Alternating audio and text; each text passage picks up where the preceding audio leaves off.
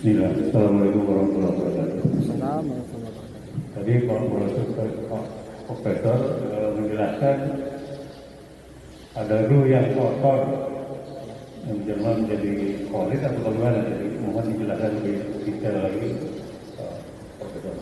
Terima kasih. Assalamualaikum warahmatullahi wabarakatuh. Ruh yang kotor itu bukan menjelma jadi korin. Korin itu ya korin, jin dia bentuk jin. Ruh yang kotor apabila kita tidak bersih, ruh kita, hati kita, kalbu kita, siri kita tidak bersih, maka jelmaan ruh kita itu yang tampak kotor. Kenapa? Karena ruh kita itu kan ada 4 lapis. Yang muncul yang kotornya itu karena semasa hidup dia kotor gitu. Maka dia bisa selepel dengan jin korin kotornya. Karena jin korin itu kan alam jin. Kalau dia nanti kita kotor, jin korin kita bergabung sama setan. Tapi kalau kita orang taat tingkat wali, jin korin kita bergabung dengan jin Islam. Karena dia sudah diislamkan.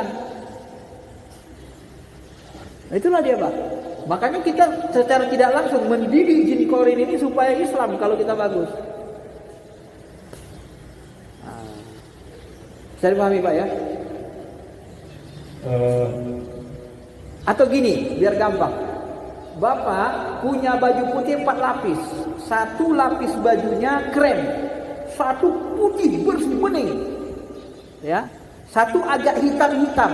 Nah, ketika Bapak sering pakai hitam-hitam, ruh Bapak nanti muncul hitam-hitam gitu loh, belum bersih.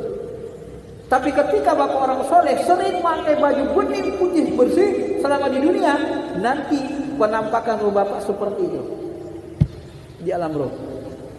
Nah, Bapak, karena Bapak sering pakai yang bening putih bersihnya gitu. Maksud saya tadi kalau perurutan berarti jasad itu sudah meninggal. Ya.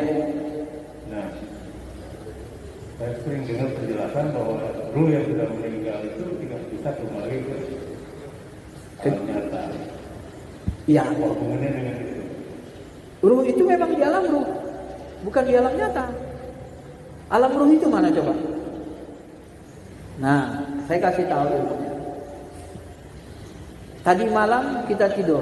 Bapak ada mimpi nggak tadi malam? Ada mimpi? Mimpi apa? Mimpi, ada mimpi tadi? Yang Bapak lihat dalam mimpi itu alam apa? Alam apa yang Bapak lihat dalam mimpi? Hah? Ya alam ruh. Alam mimpi itu kan bagian alam ruh. Sebenarnya Pak, kita ini hampir tiap malam, tiap hari berurusan dengan alam ruh. Tapi kita nggak open aja sebenarnya. Nggak mau pelajarinya, nggak mau perhatiinnya. Ya mimpi kita kan di alam ruh. Ruh ketemu ruh. Kalau di kitab Ibnu Qayyim, sebelum wafat Imam Ali dengan Umar bersaling berjanji. Wahai Umar, kalau aku luar meninggal nanti jumpai aku di sana ya. Wahai Ali, nanti baik. Nanti kalau aku luar meninggal jumpai aku di sana. Ditentukan mereka tempatnya di alam ruh. Itu tanda bahwa ulama-ulama sahabat besar mereka kenal alam ruh, Pak. Tempat-tempat alam ruh itu sudah mereka jalani. Cuman tidak terlalu diekspos kepada orang awam. Ya. Bagi orang yang belajar mendalami, ketemu, tahu itu riwayat seperti itu. Tapi bagi orang yang tak mau belajar, ya tak belajar, tak dalam lah ilmunya. Dokternya sampai umum saja, dokter umum aja lah ilmunya. Coba masuk ke dokter gigi, jantung dalam sampai ke jantung. Nah, baru tahap jantung. Aku nggak mau ke dokteran bidan aja, ilmu bidan aja lah Pak. Bapak belajar agama ini, kita belajar agama ini tergantung keseriusan kita. Mau sederhana sekelas bidan, atau sekelas dokter umum, atau dokter spesialis. Ilmunya.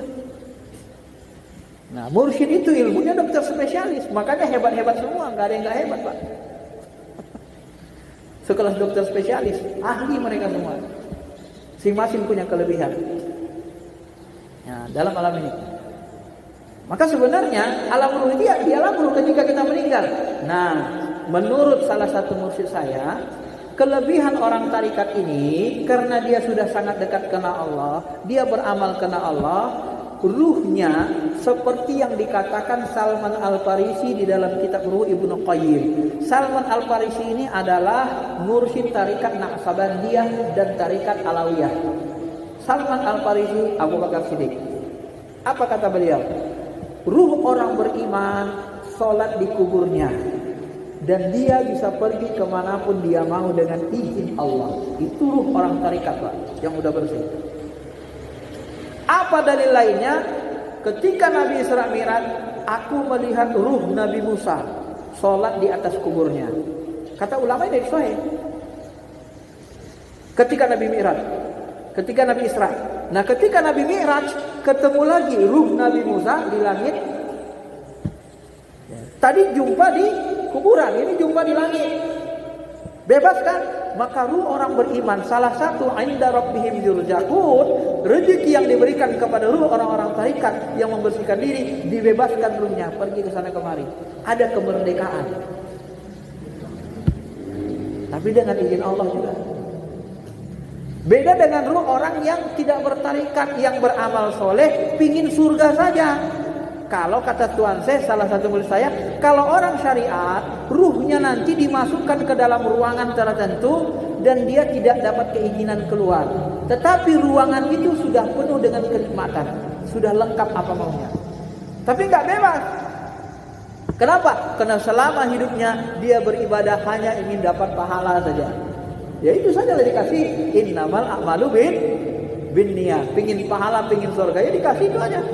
Tapi orang tarikat, dia selalu melupakan pahala dalam beribadah. Dia hanya mengharapkan ridho Allah, kecintaan kepada Allah. Maka ruhaninya bebas. Saya memahaminya gitu, Pak. Berdasarkan dalil-dalil yang kita baca dan pendapat manusia. Maka dari itulah dunia tarikat itu, alam ruh itu alam yang biasa. Kita mimpi ketemu alam ruh, kadang kita munajat, tawajuh. Zikir-zikir itu ada yang membuat kita mati tabi'i, mati hissi, ada yang mati suri. Ya kalau sudah mati suri, ya coba Bapak lihat di YouTube orang-orang mati suri. Ada yang lihat surga, ada lihat neraka, ada lihat ini. Itu kan alam ruh semua.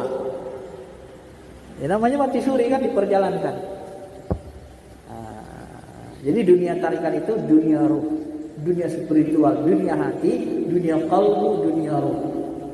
Lebih diperkuat di sananya, Pak, ya. Tapi tidak boleh kita bertentangan dengan syariat, ya. Itu pasti. Ya. Semuanya ada dalilnya. Kalau kita mau mempelajari Islam itu sampai ke level dokter spesialis.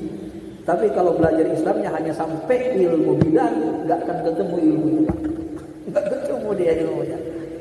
Maka orang yang level ilmu bidan selalu mengingkari ilmu ini. Orang yang level dokter umum selalu mengingkari ilmu dokter spesialis. Kenapa? Karena belum nyampe ilmunya. Maka dia ingkari. Tapi kalau sudah nyampe ilmunya, sesama dokter spesialis, sesama memaklumi, sesama mengerti. Ya. Sekira itu ada perumpamaan yang paling mudah dicerna. Mudah-mudahan bisa dipahami. Terima kasih. Sampai situ saja.